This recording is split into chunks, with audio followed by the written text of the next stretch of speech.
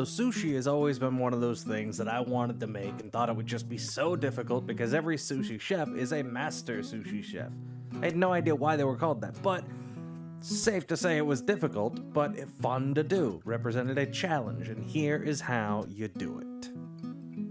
So first things first, a cutting board. You're going to need a sharp knife. That is absolutely essential. Get one that can cut.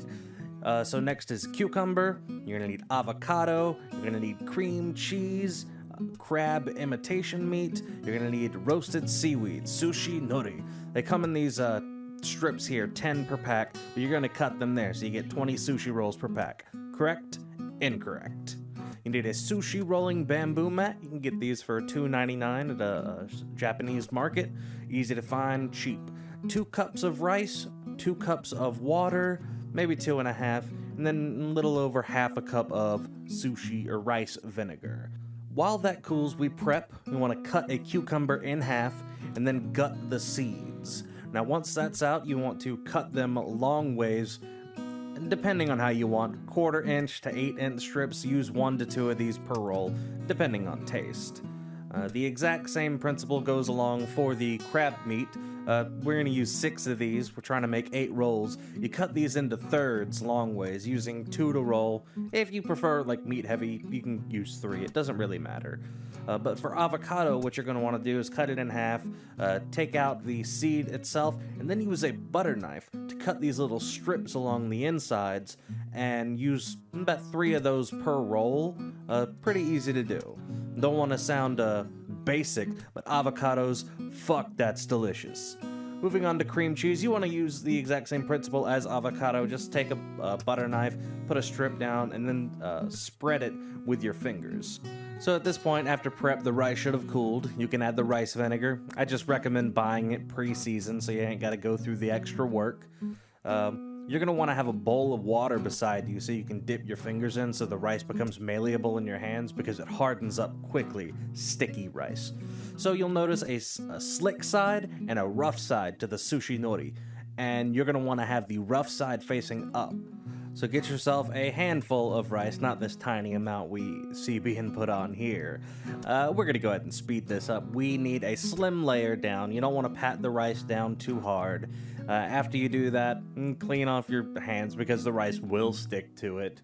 And then you're going to want to get some sesame seeds. They can be toasted or not. Just sprinkle them across. Very easy enough. Flip the sushi nori over, and then you can get started adding actual ingredients. So this is where, you can do what you like. However much crab imitation meat you want, however much cucumber, avocado, cream cheese. I wouldn't put avocado on top because of that.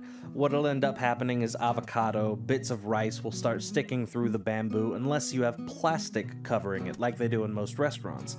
But that's for the sake of maintaining a well-oiled machine. They don't want the restaurant to get stopped up. They don't want to keep changing out mats. But for in-home use, making 8 sushi rolls at a time, it's no big deal. So you just want to make sure you don't press down too tight on any particular spot, but keep it well-formed. Make sure your knife is sharp when you start cutting it. Like, again, in most restaurants, at this point, they will put plastic over it to make sure the sushi keeps its shape. And then after that, if it's messed up or anything underneath the plastic, they can take that bamboo mat, put it right over top, press down in all the crucial spots, and it turns from an ugly piece of sushi right back into a beautiful roll, and all is well with the world, and they can serve it up. So however many pieces you want to cut it into is entirely up to you. I cut one sushi roll into 4 pieces just because bigger bite, bigger flavor. The equation doesn't have to be any more complicated than that for me. The only thing I would say is every time you cut the sushi, or every time you cut one roll of sushi, make sure you wipe down your knife because sticky rice on a knife makes it not sharp at all. So just maintain that as you go along and it shouldn't be a problem.